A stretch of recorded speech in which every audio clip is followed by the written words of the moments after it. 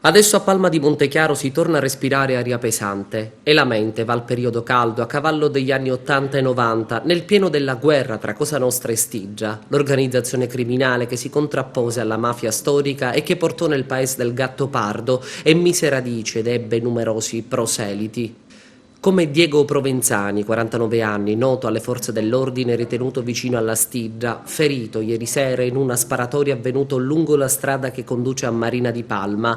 L'uomo è stato raggiunto da almeno 4 colpi d'arma da fuoco calibro 9, 3 all'addome ed 1 al braccio, esplosi da un'autovettura in corsa che aveva avvicinato l'uomo, mentre a bordo di una moto era diretto verso la zona balneare. Provenzani è trasportato prima all'ospedale San Giacomo d'Altopasso a Licata e poi trasferito in prognosi riservata al San Giovanni di Dio di Agrigento.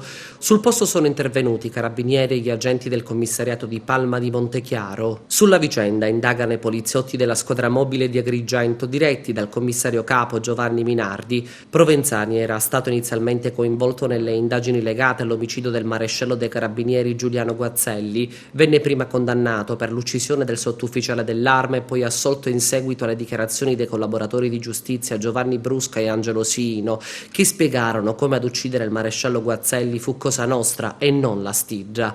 È ritenuto un uomo della Stigia di Palma di Montechiaro.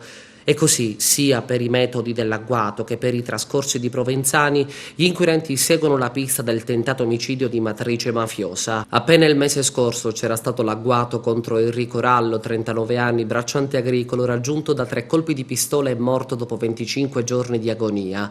E nel gennaio 2012 il duplice omicidio, sempre a Palma di Montechiaro, di Giuseppe Condello, storico esponente della Stigia, e Vincenzo Priolo.